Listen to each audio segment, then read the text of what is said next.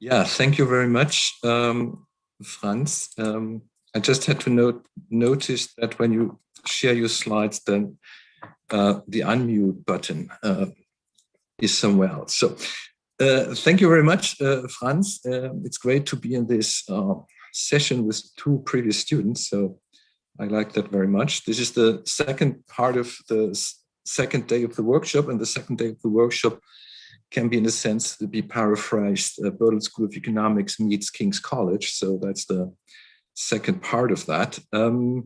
As Franz already mentioned, this is a joint work, which I'm presenting here, joint work with Judith Martschin, a previous student, a graduate student.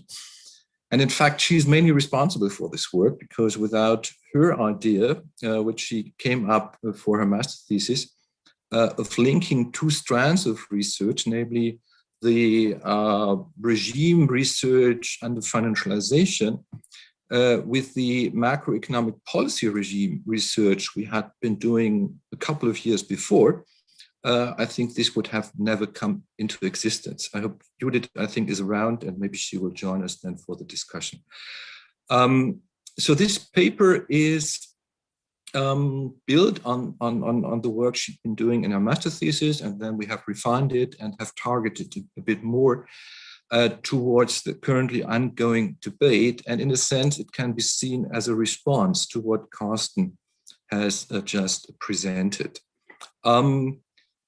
And I don't want to go too much into the motivation, because I think we will have or can discuss that in the Q&A session. So, but what I want to do is I want to clarify a bit the different terminologies, the different ways we are using regimes in post-Keynesian research. I already tried to do that in my introduction yesterday. So if you go into post-Keynesian research, what is very, very prominent is this distinction between wage versus profit-led growth, which answers a very narrow question. So how does demand or growth respond to a change in functional income distribution? Then we have had, based on that, the research on, and I would now not call it the drivers of growth, but rather the sources of growth under financialized capitalism or finance-dominated capitalism, where we have analyzed the sources of demand. The method has just been described by Carsten, and also how these different sources of demand have been financed by looking at financial balances. And then on top of that, we now have the debate about growth drivers. The question of drivers has always been implicit, I would say, in the second bullet point you see here, but it has never been made explicit, and it has never been examined explicitly. And I think that's the great contribution of the paper by Carsten and by Engelbert. The limit in the paper by Carsten and Engelbert we see in the way they look at public policies, or what we call more broadly the macroeconomic policy mix. They're only looking at fiscal policies, and so our idea was it's not only fiscal policies, but we should look at the broad macroeconomic policy mix, which also includes monetary policy, income distribution, and the open economy conditions, which are, I have to admit, included in Carsten's and Engelbert's work. So what we're trying to do here is we try to take this work one step further, elaborating a bit more on the role of the macroeconomic policy mix for the change in regimes we've seen before and after the crisis. So that's basically the purpose of this paper. And we are very modest here. We only do that for 4 countries. So it's a more comparative case study, but we're using a standardized set of indicators. We're doing that for 4 countries, 4 Eurozone countries: France, Germany, Italy, and Spain. And we're doing that before, for the period before and after the Great Financial Crisis and the Great Recession. I don't want to go into all that, because this has been mentioned in this workshop now several times. So what is the overall context? So it's a contribution to the starting or ongoing debate of post-Keynesian economics and comparative or critical political economy. I was never sure how to properly translate CPE, but maybe there are discussions within critical or comparative political economy about that. So this is what we're trying to do in this paper. So in the first part of the paper, we are again going back and are doing our standard regime analysis in finance-dominated capitalism, looking at the sources of demand and how it's financed. We look at the change before and after the crisis. Then we go back to the older literature on macroeconomic policy regimes. We derive some standardized indicators from this literature, and we apply them again to our 4 countries. And we want to find out whether there is a kind of supportive pattern we can observe, how policies have contributed to the change in regimes, and different from what Carsten and Engelbert argue, we keep our regime distinction or the regime terminology also for the post-crisis period, but in the sense of what are the sources of growth, or the sources of demand, to be more precise. Because as we will see, or as we know, it does not necessarily imply for an economy to grow. But this then also has a reason which we can decompose into the different components of aggregate demand. So that's what we will be doing. So the first part of the paper, I think, is well known, and therefore I will be very brief on that. So we start out again with the idea that financialization has an effect on the macroeconomy, mainly through 3 channels: income distribution, investment and capital stock, consumption, exports and imports, and therefore on the current accounts. We can derive from that typology of regimes, with the 2 extreme cases, the debt-led private demand boom regime, in which deficit finance private demand, mainly consumption demand, but not only, it may also be even investment, because in national accounts, you know that the household sector also includes the non-corporate business. So therefore, we prefer to call that debt-led private demand boom regimes. And on the other extreme, we have the export-led mercantilist regime. And in between, we have what we call the weekly export-led regime and the domestic demand-led regime. This is the method, if you like. So we are looking at the sectoral financial balances of the private sector, the government sector, and the external sector. And we are looking at the growth contributions, although the sum of them may be no growth, maybe 0. So still we see where this comes from, what is the what are the contributions of the different parts, namely household consumption, private consumption, government consumption, investment, and net exports. This is the way how we operationalize this for our typology. So mainly we are looking, or I can briefly describe that. So for the export-led mercantilist regime, we usually have negative financial balances of the external sector, i.e. current account deficits, surpluses of the domestic economy, positive balance of goods and services, and positive growth contributions of net exports. For the weekly export-led regime, we either may have positive balance of goods and services, but negative growth contributions, which means that export surpluses and current account surpluses are shrinking, or we have the reverse. We still have negative net exports, a negative current account, i.e. positive financial balances of the external sector, but positive growth contributions of net exports, which means that the current account deficit is moving towards surplus. Then we have the debt-led regime, in which we have significant growth contributions of domestic demand and of private demand in particular, which is associated with negative or close to balanced financial balances of the private sector, which means that main parts, in particular of the household sectors, are in deficit. And then we have the domestic demand-led regime, which is neither nor, in which we have in which domestic demand drives or is the source of growth, but in which we do not see significant deficits, in particular in the private household sector. The external balance of this is usually that these countries have slight current account deficits.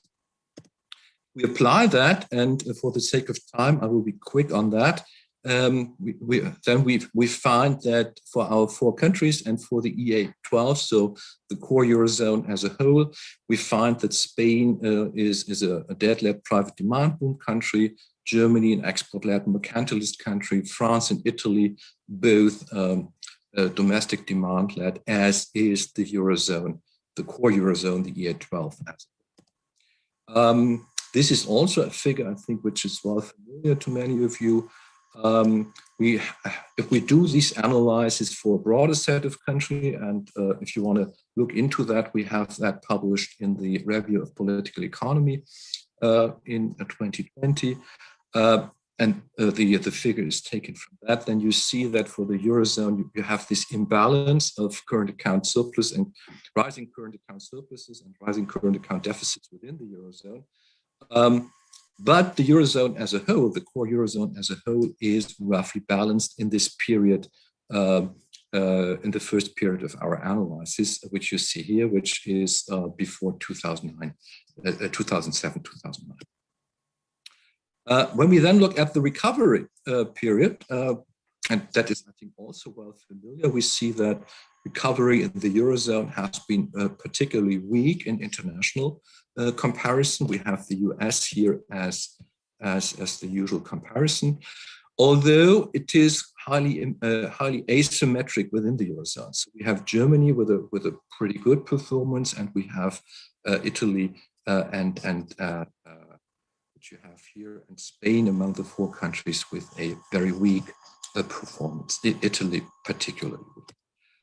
If we now look at the growth regimes, or the regimes after the crisis, we see what Carsten has already mentioned, what we've also seen for a broader set of countries. We see this shift towards export-led mercantilism for Spain, and different from what Carsten has shown you. If you slightly change the periods, you now see that if you look at, I hope you can see that, if you look at the growth contributions of exports and imports, that the major change is now in the growth contributions of exports for Spain.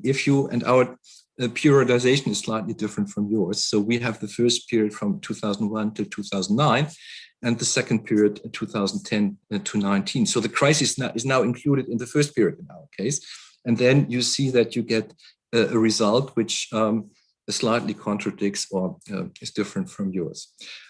Germany remains export-led mercantilist, but now with a higher growth contribution of domestic demand, as you can see here, but still slightly positive growth contributions of net exports, and even increasing a current account surplus, which is here the deficit of the external sector in terms of financial balance.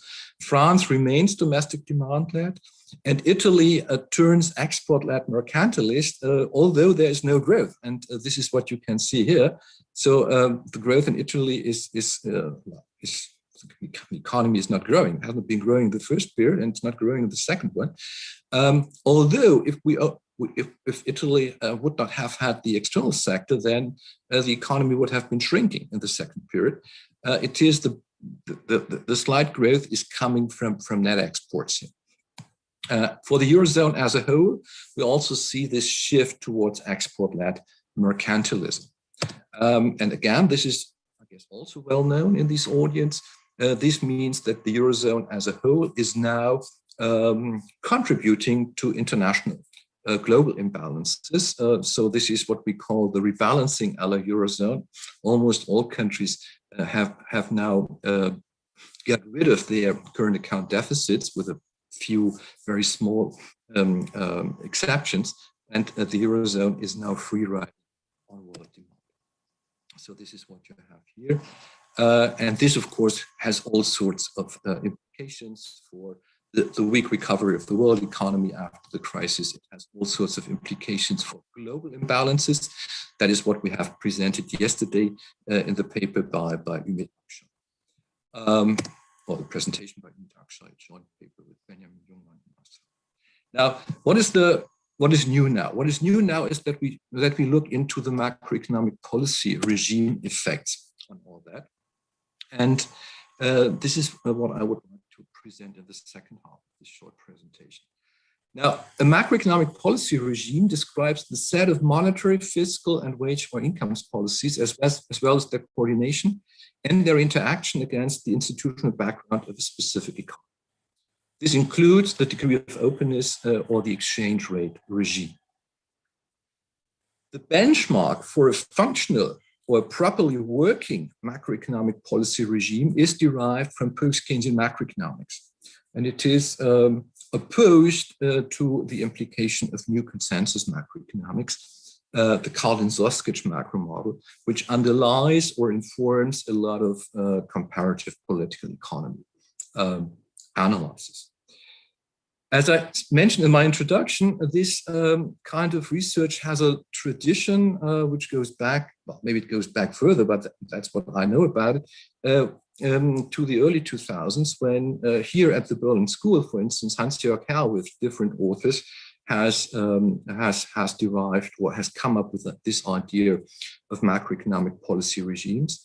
He has also, together with Jan Prive, tried to extend that from developed capitalist economies towards emerging market economies.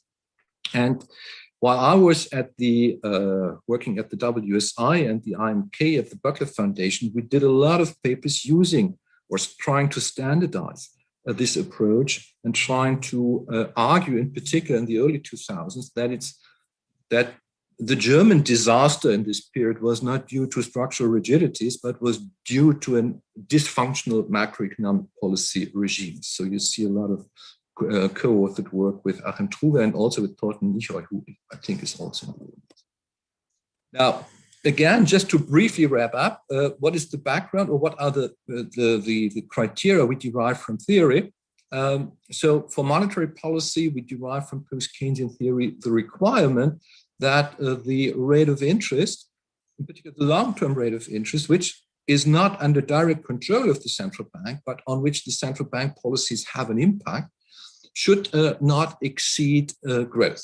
In nominal terms, so the nominal rate of interest should be maybe slightly positive, but it should be below nominal GDP growth, or in real terms, the real long-term rate of interest should be maybe slightly positive, but it should not exceed real GDP growth.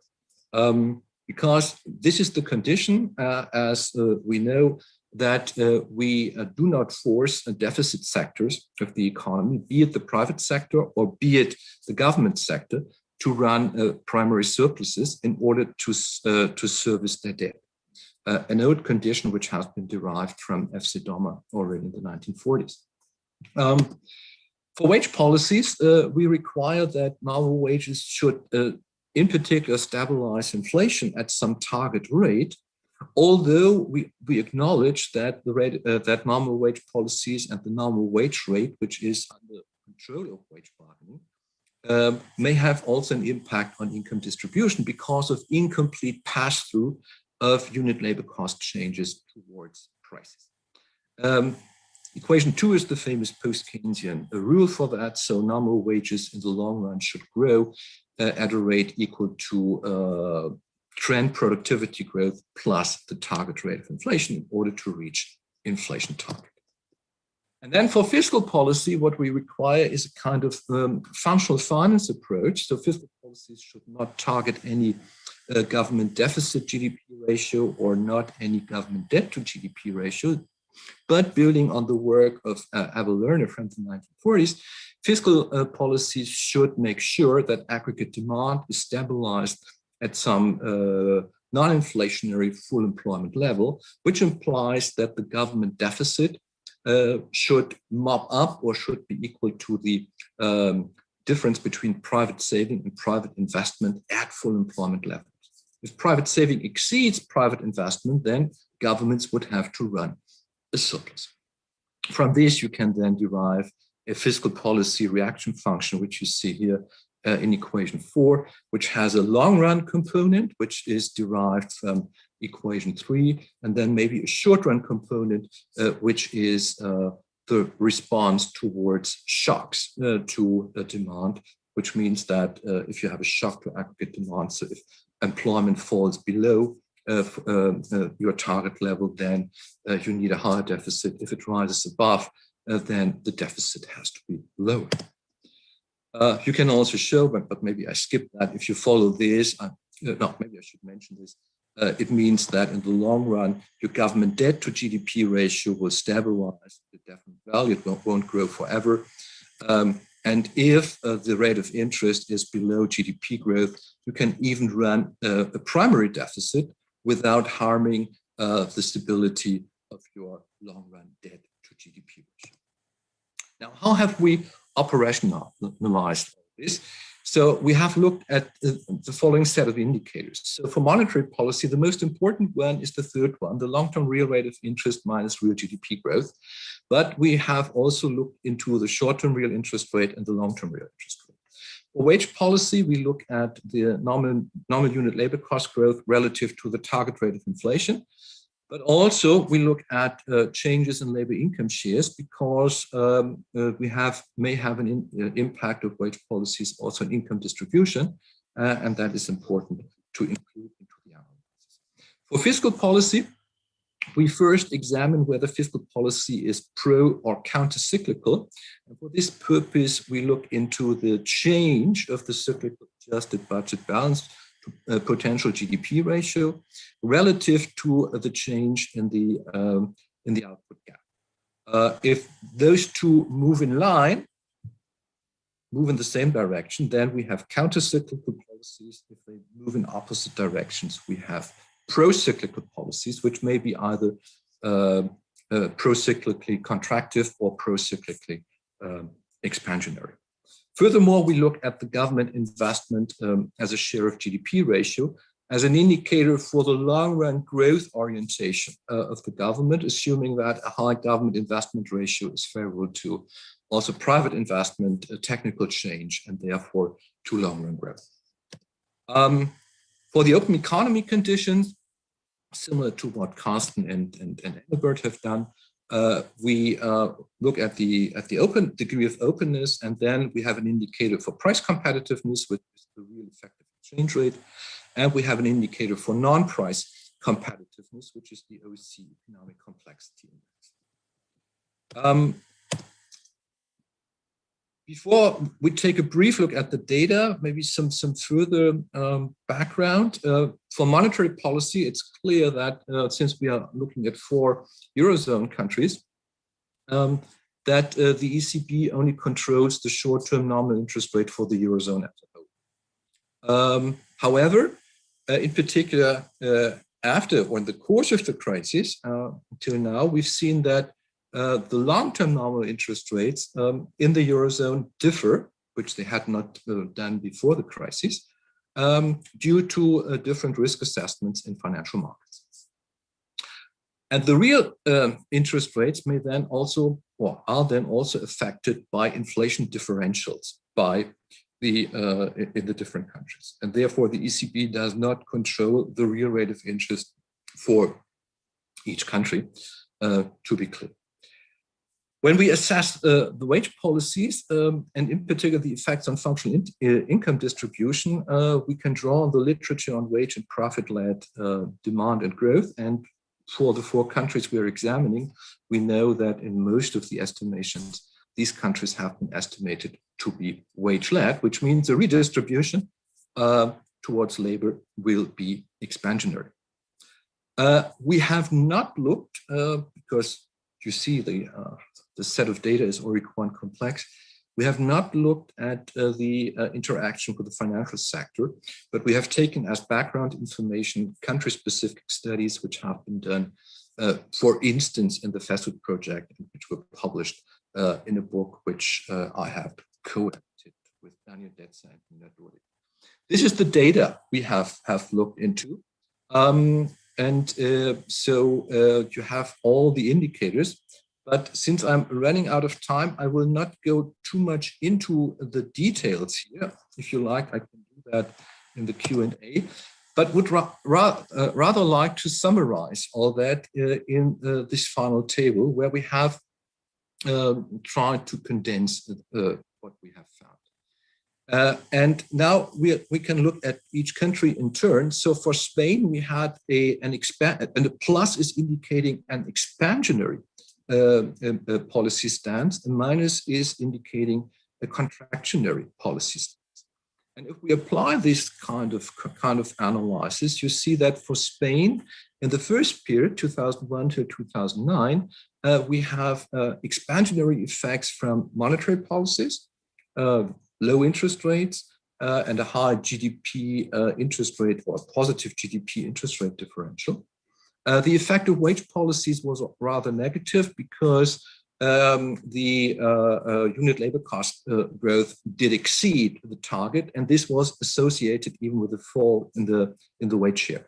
The open economy conditions also moved to the negative because Spain was losing international price competitiveness, and in terms of the complexity index, Spain was very weak compared to Germany and to France in particular, and also compared to Italy.